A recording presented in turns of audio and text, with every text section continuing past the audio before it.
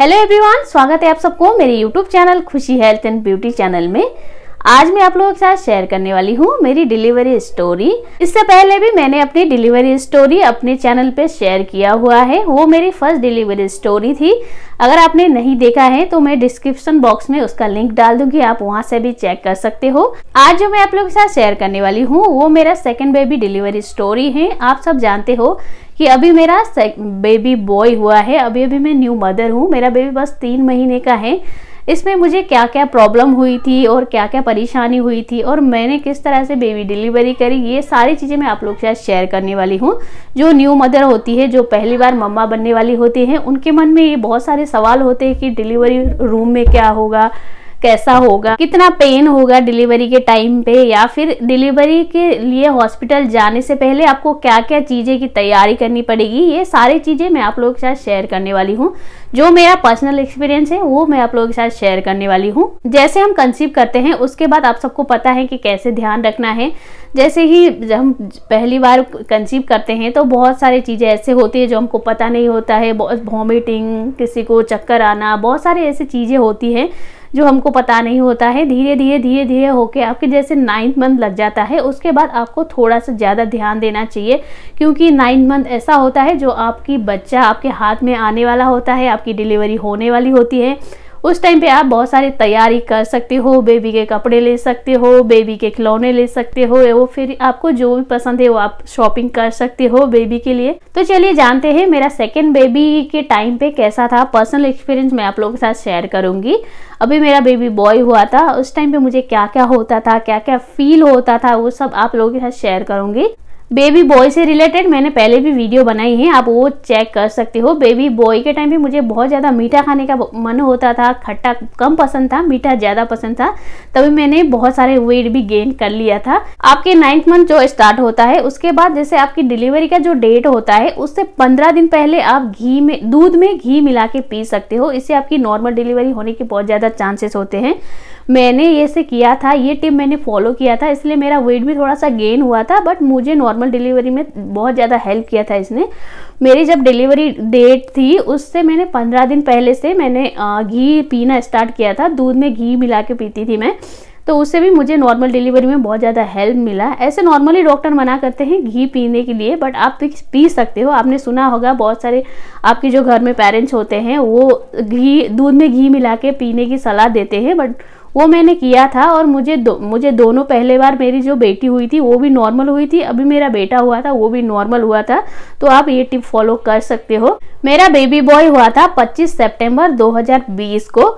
ऐसे तो normally checkup के लिए मैं हर महीने जाती थी, बट लास्ट का 9वां महीना जो आपका होता है उस टाइम पे आपको डॉक्टर 15-15 दिन में चेकअप के लिए बुलाते हैं और वो चेक करते हैं, वजाइना में फिंगर डाल के भी चेक करते हैं 9वें महीने में कि आपकी जो बच्चेदानी होता है उसका मुंह कितने सेंटीमीटर तक खुला है। ऐसे नॉर्मली आपकी जो नॉर्मल डिलीवरी के लिए आपकी बच्चेदानी का मुंह 10 सेंटीमीटर तक ओपन होना जरूरी है। अगर आपकी 3 सेंटीमीटर तक ओपन हो गया है तो आपको डॉक्टर तुरंत इमीडिएटली आपको हॉस्पिटल में एडमिट कर देते हैं। इसलिए डॉक्टर आपकी वजाइना में फिंगर डाल के चेक करते हैं 9वां महीना में। ये बहुत सारे क्वेश्चन आप लोग पूछते थे मेरे को कि डॉक्टर कौन सी महीने में वजाइना में फिंगर डाल के चेक करते हैं। तो आप लोगों को मैं ये भी बता दूं कि डॉक्टर 9वां महीने में आपकी वजाइना में फिंगर डाल के चेक करते हैं। मुझे भी डॉक्टर ने जब 9वां महीना स्टार्ट हो गया था उस टाइम से ही उसने मुझे वजाइना में फिंगर डाल के चेक किया था। ऐसे मेरी डिलीवरी अफ्रीका में हुई थी। नॉर्मली अगर इंडिया में आप रहते हो, इंडिया में हो, तो डॉक्टर 1 से 2 बारी वजाइना में फिंगर डाल के चेक करते हैं। मुझे भी 1 से 2 बारी चेक किया था। तो मेरा डिलीवरी होने से 10 से 15 दिन पहले जो बच्चेदानी का मुंह है वो 2 सेंटीमीटर तक ओपन हो गया था। तो मुझे डॉक्टर ने बोला था कि आपकी डिलीवरी जल्दी होगा, आप शायद जब आपको पेन हो, इसी बीच में आप पेन हो तो आप आ जाना, लेट मत करना। आपकी बच्चेदानी का जो मुंह है जो 2 सेंटीमीटर तक खुल गया है, अभी आप एडमिट मत हो जाओ। जब 3 सेंटीमीटर तक खुल जाएगा मैं आपको अपने आप एडमिट कर दूंगी, जब तक आप घर में ही रेस्ट करो। इस तरह से डॉक्टर ने मुझे बताया था। तो डॉक्टर के कहने पे ही मैं घर पे आई और घर पे ही रेस्ट किया था। ज़्यादा मैं ऐसे जो नॉर्मली बोलते हैं ज़्यादा झाड़ू लगानी है, पोछा लगाना है, ये करना है, वो करना है, 9th मंथ में ये सारी चीज़ें मैंने नहीं किया, बस मैंने रेस्ट किया, क्योंकि डॉक्टर ने मुझे टोटली बोला था कि आप रेस्ट करो, आपकी जो वजाइना का मुंह है 2 सेंटीमीटर तक ओपन हो गया है, आपकी कभी भी डिलीवरी हो सकती है। तो डॉक्टर ने मेरा ड्यू डेट दिया था अक्टूबर 4 तारीख को, बट मेरा बेबी हुआ था सितंबर 25 तारीख को। 9 दिन पहले मेरा बेबी बॉय हो गया था। तो उस टाइम पे मुझे सिम्टम्स दिख रहा था, क्योंकि डॉक्टर ने 10 दिन पहले बोल दिया था कि आपकी वजाइना का मुंह 2 सेंटीमीटर तक ओपन हो गया है। तो मैं थोड़ा डर गई थी, मतलब रेस्ट करती रहती थी, बट मेरा बेबी 9 दिन पहले ही हो गया था। तो 24 सितंबर को मुझे ऐसा लग रहा था कि मुझे कुछ अनकंफर्टेबल हो रहा है, बट दर्द वर्द तो कुछ नहीं हो रहा था। दर्द ऐसा कुछ स्पेशली दर्द जो क्रैम्पिंग आना चाहिए था वो तो नहीं हो रहा था, बट मुझे कुछ अनकंफर्टेबल हो रहा था अंदर से, मतलब बार बार वॉशरूम जाने का मन हो रहा था।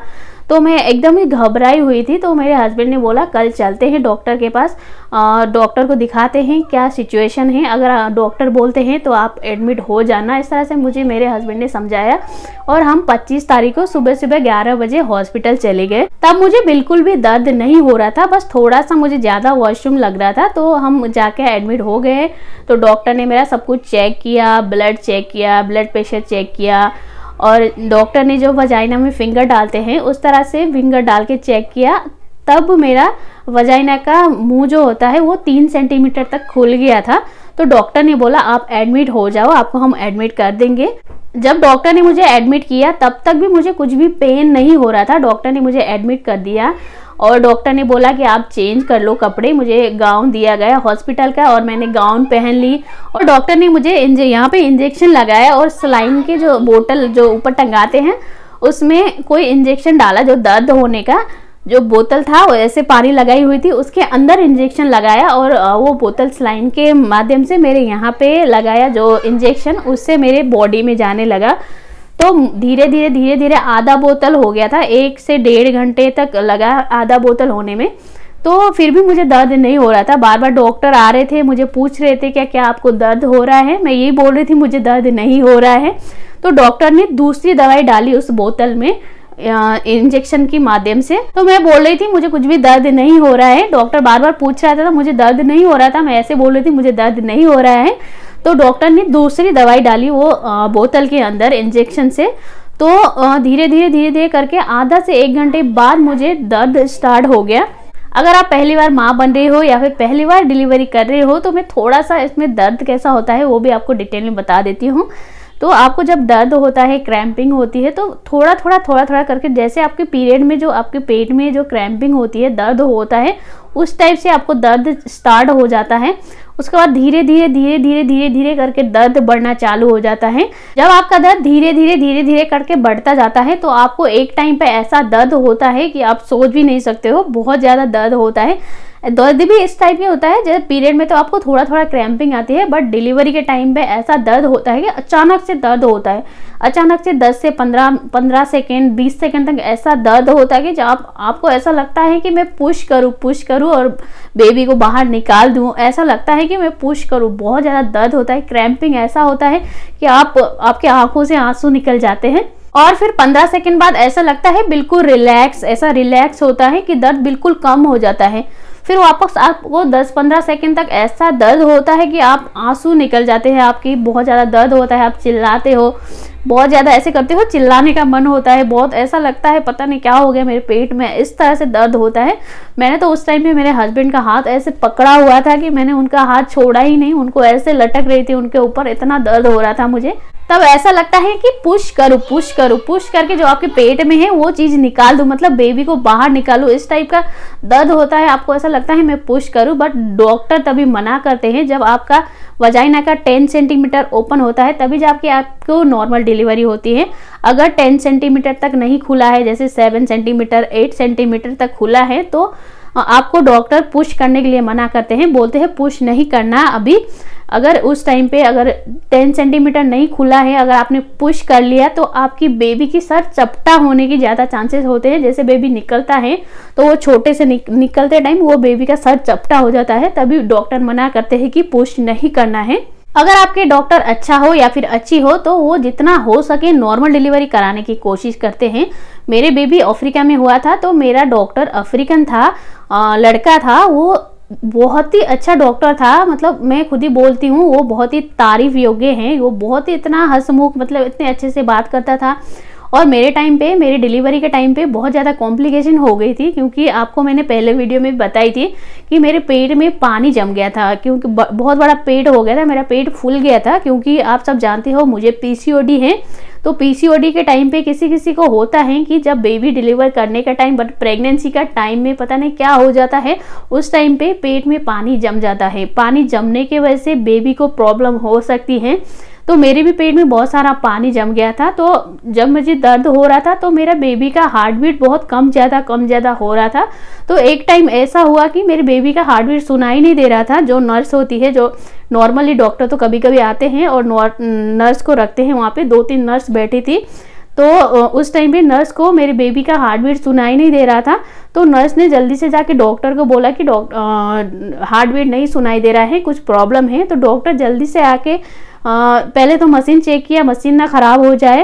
तो उनको लगा कि मशीन ख़राब नहीं है, बेबी के हार्ट बीट कम चल रहा है। तो उसने तुरंत मुझे देखा, सब कुछ चेक किया और डॉक्टर ने बोला आपकी पेट के अंदर पानी जम गया है, आपको अभी मैं पानी की जो थैली है वो पहले फाड़ूंगा, तो आपको ऑपरेशन थिएटर में ले जाऊंगा। तो पानी की थैली जब फाड़ूंगा तो मैं उस टाइम पे देखूंगा आपकी सिचुएशन क्या है। अगर आपको हो सके तो मैं जितना हो सके मैं आपको नॉर्मल डिलीवरी कराने की कोशिश करूंगा, सिजेरियन में नहीं करूंगा। तो मैं उस टाइम पे बहुत ही डर गई थी। मैं डॉक्टर को बार बार बोल रही थी कि मुझे और मेरे बेबी को कुछ नहीं होना चाहिए, आप अगर हो आपको सिजेरियन करना भी हो तो आप कर सकते हो। मेरे हस्बैंड ने भी यही बोला था कि बेबी और मम्मा को कोई प्रॉब्लम नहीं होना चाहिए, अगर आपको सिजेरियन भी करना है तो आप कर सकते हो। उन्होंने भी डॉक्टर को यही बोला था। जब मुझे हॉस्पिटल में एडमिट किया था उस टाइम पे ही मुझे सब कुछ, जो एक पेपर होता है, जो बेबी को और मम्मा को अगर कुछ हो गया तो हम हॉस्पिटल जिम्मेदार नहीं है, ये सब चीज़ें मुझे पहले ही सिग्नेचर करा लिया था। किसी किसी को होता है कि बीच में भी सिग्नेचर कराते हैं, बट हमको पहले ही सब कुछ जो प्रोसेस है सब कुछ कराया हुआ था। मुझे ऑपरेशन थिएटर में ले गया डॉक्टर और उन्होंने लिटा के, जैसे डिलीवरी कराते हैं उस टाइप से ही लिटाया। मुझे दो पैर इस तरह से ऊपर करके मुझे लिटाया और मेरे जो एक मशीन था, पता नहीं क्या था, इस तरह का गोल गोल मशीन था, और वो मेरे वजाइने में डाला और जो पानी की थैली है उसको फाड़ दिया। आप विश्वास नहीं करोगे, उस टाइम पे 2 से 3 लीटर तक पानी निकला होगा। ये चीज़ें, जिसको भी पीसीओडी है, पीसीओडी के जो बीमार हैं, मुझे भी पीसीओडी है, तो ये जिसको भी पीसीओडी है उसको ज़्यादा होने के चांसेस होते हैं। जो पानी की थैली जो जमा होता है पेट में, वो ज़्यादा पीसीओडी के जो मरीज होते हैं उनको होने के चांसेस होते हैं। तो जैसे ही पानी की थैली फाड़ दिया तो डॉक्टर को पता चल गया। डॉक्टर ने देख के मुझे बताया कि आपका हम नॉर्मल डिलीवरी ही कराएंगे, आप और आपका बेबी बिल्कुल ठीक है, बस ये पानी जम गया था। तो उसने मुझे पैड जो होते हैं, पैड बड़ा बड़ा पैड, जो डाइपर टाइप का पैड होता है, वो लगाया और जाके फिर जहाँ पे मुझे सुलाया था, जहाँ पे मुझे रखा था, वहाँ पे जाके शिफ्ट कर दिया। पहले पानी की थैली फाड़ दिया और जाके शिफ्ट करा दिया। उन्होंने बोला अब आपको बहुत ज़्यादा दर्द होगा, आपकी नॉर्मल डिलीवरी ही होगी। तो बाद में और बेबी का हार्ट भी अच्छे से धक धक धक धक करके चलने लगा। तो हम थोड़ा रिलैक्स हो गए। डॉक्टर ने बोला अब घबराने की कोई ज़रूरत नहीं है, आपका नॉर्मल डिलीवरी ही होगी, आप थोड़ा 1-2 घंटे तक वेट कर लो। तो डॉक्टर ने मुझे वहाँ पे सुलाया और डॉक्टर फिर से चले गए। नर्स जो थे वो मुझे देख रहे थे। तो मुझे उसके बाद जो थैली, पानी की थैली जो फाड़ दिया डॉक्टर ने, उसके बाद ज़्यादा मुझे क्रैम्पिंग हुई, बहुत ज़्यादा पेन हुआ उसके बाद। तो बार बार अब क्रैम्पिंग चालू हो गया था, जैसे डिलीवरी में होता है वो चीज़ चालू हो गई थी। तो मुझे बहुत ज़्यादा दर्द हो रहा था, 15-20 सेकंड के लिए दर्द हो रहा था, फिर दर्द चला जा रहा था, फिर दर्द हो रहा था, फिर दर्द चला जा रहा था। इस तरह से बार बार दर्द आ रहा था, दर्द जा रहा था। अफ्रीका या फिर जो भी बाहर की कंट्री होती है, उसमें एक चीज़ बहुत अच्छा होता है कि आपके हस्बैंड जो होते हैं उनको भी आपकी डिलीवरी रूम में अलाउड करते हैं। तो हस्बैंड भी देखते हैं कि आपको कितना पेन हो रहा है, वो भी फील कर पाते हैं। तो मेरे हस्बैंड को भी अलाउड किया था मेरी डिलीवरी रूम में, वो भी गए थे। तो मैं उनका ही हाथ पकड़ के, मतलब ऐसे दर्द होता था कि मैं बहुत पता नहीं क्या करूँ, ऐसा होता है, ऐसा दर्द होता है कि ऐसे करूँ कि पुश करूँ, मैं निकालूँ, ऐसा होता है, बहुत ज़्यादा क्रैम्पिंग होती है। तो आपको ऐसा लगता है कि मैं कुछ मतलब उस टाइम में आपको डॉक्टर बोलते हैं कि आपको अगर सूसू या फिर पोटी आए तो वहीं पे कर देना, क्योंकि डॉक्टर वहीं पे साफ करते हैं। उस टाइम में जब आपको ज़्यादा पेन होता है, जब आपकी डिलीवरी होने वाली होती है, उस टाइम पे आपको बाथरूम में जाना अलाउड नहीं होता है। डॉक्टर बोलते हैं आपको जो भी हो तो उसी में कर देना, जो नर्स होती है वो साफ कर देते हैं। और डिलीवरी में जाने से पहले आपको एक चीज़ का ध्यान रखना है, आपकी जो वजाइना का हेयर होता है वो सब रिमूव करके जाना है। ऐसे तो नॉर्मली बहुत सारे हॉस्पिटल में ऐसा होता है कि आपकी वजाइना के हेयर रिमूव कर देते हैं, बट अब अगर अच्छा से अगर आपको वजाइना को अगर आप हाइजीन करना चाहते हो तो आप ये चीज़ करके जाइए, आपको ही फ़ायदा है। आपको ही अगर किसी में तो नहीं भी कर देते हैं, किसी में रिमूव नहीं किया तो आपको ही गंदगी मतलब झिक वो आपको भी थोड़ा शर्मिंदा होना पड़ेगा। इसलिए आप डिलीवरी में जाने से पहले अपनी वजाइना का हेयर रिमूव करके जाइए तो आपके लिए बेस्ट है। वजाइना के हेयर रिमूव करने के लिए आप रेजर का यूज कर सकते हो। जैसे मुझे क्रैम्पिंग बहुत ज़्यादा हो रही थी, 10-15 सेकंड तक आ रही थी, फिर उसके बाद शांत हो रही थी मैं, फिर 10-15 सेकंड के बाद फिर चिल्ला रही थी। मतलब मेरे हस्बैंड के हाथ ऐसे पकड़ के मैं ऐसे कर रही थी कि चिल्ला रही थी, बहुत ज़्यादा दर्द हो रहा था।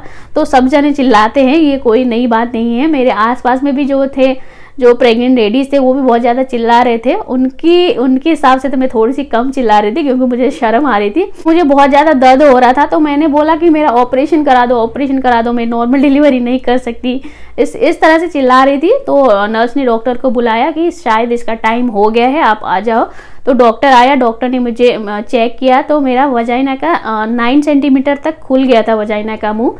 तो डॉक्टर ने बोला अब चलते हैं डिलीवरी रूम में। तो मुझे डिलीवरी रूम में ले गए और डिलीवरी रूम में जाने के बाद मुझे लिटाया गया। एक बेड था, बेड के ऊपर इस तरह से जो लगे हुए थे दो साइड में डॉक्टर ने बोला ये दो साइड में पैर रखना है। दो साइड में मेरा पैर इस तरह से रखवा दिया और डॉक्टर ने बोला पुश करो। अब बोलते हैं डॉक्टर 9 सेंटीमीटर तक जब खुल जाता है फिर बोलते हैं डॉक्टर पुश करो, क्योंकि जितना आप पुश करते हो उतना ही बेबी बाहर निकलता है। तो डॉक्टर बार बार बोलते हैं कि पुश करो पुश करो। तो उस टाइम पे जब डॉक्टर बोल रहे थे कि पुश करो तो मुझे इतना ज़्यादा दर्द हो रहा था कि मैं पुश नहीं कर पा रही थी। एक बार पुश कर रही थी, फिर मैं सांस लेके गहरी सांस लेके फिर मैं मतलब रिलैक्स हो जाती थी, बैठ जाती थी, मैं पुश ही नहीं करती थी। फिर डॉक्टर बोलते थे कि पुश करो, जब तक पुश नहीं करोगे तब तक बेबी बाहर नहीं आएगा। इसलिए डॉक्टर बोलते हैं लंबी सांस लो और फिर पुश करो, फिर लंबी सांस लो फिर पुश करो। इस तरह से डॉक्टर मतलब बहुत अच्छे डॉक्टर थे। वो मुझे हंसा हंसा के बोलते थे कि पुश करो, अगर तुम पुश नहीं करोगी तो बेबी बाहर नहीं आएगा। तो सामने मेरा एक ही रूम में 2 डिलीवरी हुई थी। सामने एक अफ्रीकनी लेडी थी, उनका तो पहले बेबी हो गया, मेरे साथ में लेके गए थे डॉक्टर, दोनों को एक ही साथ लेके गए थे। यहाँ पे पर्दा लगाया था, इस साइड पे मुझे रखा था और इस साइड पे उस लेडीज को रखा था। तो उसका तो बेबी हो गया, मेरा हो ही नहीं रहा था, निकल ही नहीं रहा था। तो डॉक्टर मेरे को बोलता है उसका तो हो गया, तेरा क्यों नहीं हो रहा है? तू अच्छे से मतलब अंदर रिलैक्स होके सांस ले और उसके बाद पुश कर। इस तरह से मुझे मतलब कॉमेडी टाइप से कर रहे थे। तो मुझे तो बहुत दर्द हो रहा था, मुझे गुस्सा आ रहा था कि डॉक्टर हंस रहे। तो मैं जितना हो सके लंबी सांस लेके पुश कर रही थी। तो मेरा बेबी नहीं निकल रहा था, मैं बहुत पुश करने के बाद भी नहीं निकल रहा था। तो डॉक्टर ने बोला आप नीचे उतरो और नीचे उतर के पुश करो। तो मैं नीचे उतर गई। फिर डॉक्टर ने बोला पुश करो। मेरे से हो ही नहीं रहा था, ऐसा लग रहा था मेरे सांस से निकल जाएगा, बहुत ज़्यादा दर्द हो रहा था। तो डॉक्टर ने फिर से मेरे को ऊपर लेटाया और बोला पुश करो। डॉक्टर ने ऐसे पेट में इस तरह से हाथ लगाया और ऐसे करके शायद नीचे के साइड धक्का दिया डॉक्टर ने। तो उनकी अपनी टेक्निक होगी। तो मुझे पुश कराया, एक लंबी गहरी सांस लेने को बोला और बोला पुश करो। मैं बिल्कुल इस तरह से ऐसे करके मेरे हस्बैंड को पकड़ के मैं ऐसे पुश किया तो बेबी हो गया। उस टाइम पे बेबी होने के बाद आप इतना रिलैक्स फील करते हो, जो भी वो दर्द होता है, जो भी पेन होता है, सब कुछ भूल जाते हो। जब बेबी निकलता है तो आपको ऐसा लगता है कि मैं बहुत रिलैक्स हो गई, बहुत ज़्यादा इतना आपने पेन बहुत ज़्यादा सह लिया होता है कि बेबी होने के बाद आपको ऐसा लगता है कि मैं बहुत फ्री हो गई, ऐसा लगता है। और उस बेबी निकलने के बाद थोड़ी देर बाद आपको टाँके लगते हैं वजाइना में, जैसे आपके फट जाता है। कोई डॉक्टर फाड़ देते हैं और किसी का अपने आप फट जाता है। तो वजाइना में टाँके लगाते हैं, 4 से 5 टाँके लगाते हैं। उस टाइम पे आप विश्वास नहीं करोगे, टाँके लगाते हैं उस टाइम पे इतना दर्द नहीं होता है, क्योंकि इतना दर्द हो चुका होता है कि वो टाँके लगने का जो सुई से जो सिलाते हैं उसका भी पेन नहीं होता है। टाँके लगाने के टाइम पे बिल्कुल भी इंजेक्शन की यूज नहीं करते हैं, कुछ भी नहीं लगाते। वो लोग नॉर्मली बेबी होने के बाद टाँके लगाते हैं, तो आपको ऐसा फील नहीं होता है, इतना दर्द नहीं होता है कि मुझे टाँके लग रहे हैं, क्योंकि आपने वो दर्द पहले ही सह चुकी होती है, तो आपको इतना दर्द नहीं होता है। मुझे भी 3-4 टाँके लगे थे, मुझे इतना दर्द नहीं हुआ बेबी होने के बाद। जब आपकी बेबी निकल जाता है, आपके पेट में बहुत सारे कचरा होते हैं जो बेबी की सांस लेने में जो हेल्प करता है, उसके साथ जो रहता है, इतना बड़ा बड़ा खून जैसा पता नहीं क्या क्या टुकड़ा निकाला था, सब कुछ डॉक्टर ने निकालने के बाद आपके वजाइने में टाँके लगाते हैं। तो मुझे डॉक्टर ने क्या क्या निकाला था सब कुछ दिखाया था। ऐसे नॉर्मली इंडिया में तो नहीं दिखाते हैं, ऐसे ही निकाल के फेंक देते हैं, बट जो बच्चे के साथ निकला हुआ था वो सब चीज़ें मुझे डॉक्टर ने दिखाई हुई थी। जैसे कलेजी टाइप का इतना बड़ा बड़ा क्या निकल रहा था, आई डोंट नो। बहुत ही मतलब हम कैसे, लेडीज़ का शरीर कैसा होता है, बच्चा होने जब 9 महीने तक हम पेट में बच्चा रखते हैं, उसके बाद डिलीवरी होती है बच्चे की, तो हम कितना पेन सहते हैं, उस टाइम पे हमको पता चलता है। बहुत ही मम्मी की याद आ रही थी मुझे, तो बहुत ही माँ की याद बहुत ज़्यादा आता है उस टाइम पे। तो टाँके वाके लगने के बाद आपको बिल्कुल नॉर्मल, आप नॉर्मल हो जाते हो, मतलब इतना दर्द की वजह से आप बहुत ज़्यादा थक जाते हो, तो आपको ऐसा लगता है कि मैं थोड़ी देर रेस्ट करूं। तो इस तरह से आपका बेबी डिलीवरी हो गया। आपको खुशी भी होती है, मुझे भी बहुत ज़्यादा खुशी हुई थी, मेरी बेबी डिलीवरी हो गया, बेबी बॉय हुआ था, क्योंकि मेरी पहली लड़की थी, अभी लड़का हुआ था, तो मैं बहुत ज़्यादा खुश थी। मेरे हस्बैंड सबको फ़ोन करके बता रहे थे कि लड़का हुआ, बधाई हो, तो सब जने खुश थे। तो मुझे जैसे टाँके लगे, उसके बाद नॉर्मल जो रूम होते उसमें जाके शिफ्ट किया। तो रूम में शिफ्ट होने के बाद मेरे हस्बैंड आए, हस्बैंड ने भी मुझे बधाई दी, मैंने भी उनको दी। ऐसे नॉर्मली हमारे बेबी अफ्रीका में हुआ था, कोई रिलेशन वाले इतने नहीं थे, तो हम दोनों ही थे। मेरे एक गाँव वाली लड़की थी, वो हम तीनों ही गए थे हॉस्पिटल में, हम तीनों ने ही सब कुछ संभाला था। तो उसके बाद नॉर्मल हुआ। जैसे नॉर्मल डिलीवरी में इतना मतलब बोलते हैं, जब बेबी होने वाला होता है उस टाइम पे बहुत ज़्यादा पेन होता है, उसके बाद जब बेबी हो जाता है उसके बाद थोड़ा कम होता है। धीरे धीरे करके आप 3-4 दिन, 5 दिन, 10 दिन में रिकवर हो जाते हो। जैसे सिजेरियन होता है उसमें रिकवर होने के लिए बहुत ज़्यादा टाइम लगता है, इसलिए ज़्यादा जने चाहते हैं कि मेरा नॉर्मल डिलीवरी हो जाए, इसलिए बहुत सारे एक्सरसाइज वगैरह भी करते हैं। बट मैंने इतना सारा एक्सरसाइज नहीं किया था, बस मैं वॉक करती थी और वो दूध में घी मिला के जो पीते हैं वो पीती थी। मैंने इतना ज़्यादा मतलब टेंशन नहीं लिया, इतना ज़्यादा एक्सरसाइज नहीं किया है नॉर्मल डिलीवरी के लिए। ऐसे मेरे दोनों ही, मेरे पहले बेबी गर्ल थी वो भी नॉर्मल डिलीवरी हुई थी, और अभी जो बेबी बॉय हुआ है वो भी नॉर्मली हुआ है। तो ये थी मेरी डिलीवरी स्टोरी। यहाँ पे मैं थोड़ी सी आपको एक टिप देना चाहती हूँ। अगर आप डिलीवरी के लिए जा रहे हो, हॉस्पिटल में एडमिट हो रहे हो, तो उससे पहले आप अपनी वजाइना के जो हेयर होता है उसको क्लीन करके जाइए। ये आपके लिए बहुत ही ज़्यादा फ़ायदा होगा, हेल्पफुल होगा, क्योंकि अगर आप ऐसे ही जाते हो तो डॉक्टर को भी थोड़ा सा मतलब ऑड लगेगा, आपको भी थोड़ा ऑड लगेगा, क्योंकि आप सब जानते हो जो हेयरी वजाइना होता है वो बहुत ही गंदा लगता है। इसलिए आप वजाइना की हेयर को पूरे तरह से क्लीन करके जाइए। वजाइना के हेयर रिमूव करने के लिए आप रेजर का यूज कर सकते हो, क्योंकि उस टाइम पे जब बेबी अंदर होता है उस टाइम पे आप कोई भी क्रीम यूज नहीं कर सकते हो। पूरी प्रेगनेंसी में आप कोई भी क्रीम यूज नहीं कर सकते हो वजाइना के हेयर रिमूव करने के लिए, और इसलिए आपके लिए बेस्ट है कि आप रेजर से हेयर रिमूव करके जाइए। और दूसरी चीज़ है, आप हॉस्पिटल बैग बनाइए। 3-4 दिन पहले जब आप डिलीवरी के लिए जाने वाले होते हो, हॉस्पिटल में एडमिट होने वाले होते हो, उससे 3-4 दिन पहले हॉस्पिटल के लिए बैग तैयार कीजिए, और उसमें अपने लिए 2-4 जोड़ी कपड़े डालिए, बेबी के लिए 2-4 जोड़ी कपड़े डालिए, डाइपर हो गया, और ऐसे ही जो भी बेबी के लिए यूजफुल जो चीज़ें होती है वो सब चीज़ें डालिए। हॉस्पिटल बैग में आपको क्या क्या डालना है वो भी मैंने पहले वीडियो बनाई हुई है, आपको डिस्क्रिप्शन बॉक्स में मैं इसका भी लिंक दे दूंगी, अगर आप चाहो तो वो भी चेक कर सकते हो। जो अगली जो एक चीज़ है वो भी मैं आपको बता देना चाहती हूँ। जैसे हम नॉर्मली बच्चे के लिए डाइपर तो रख लेते हैं, बट खुद के लिए रखना भूल जाते हैं। आपके जब डिलीवरी होती है उस टाइम पे बहुत ज़्यादा ब्लीडिंग होती है, उस टाइम पे छोटे छोटे पैड जो होते हैं, जैसे हम नॉर्मली पीरियड में यूज करते हैं, वो वाला डाइपर, वो वाला जो पैड होता है वो आपको बिल्कुल भी काम नहीं आएगा, क्योंकि उस टाइम पे बहुत ही ज़्यादा ब्लीडिंग होती है। तो आपको बिल्कुल बड़ा बड़ा सा पैड चाहिए होता है। एक जो नॉर्मली जो डिलीवरी के टाइम पे पहनने वाला पैड होता है वो आपको मार्केट में इजीली मिल जाता है, वो पैड भी आप लेके आइए और अपने हॉस्पिटल बैग में रख दीजिए, ये आपके लिए बहुत ही ज़रूरी है।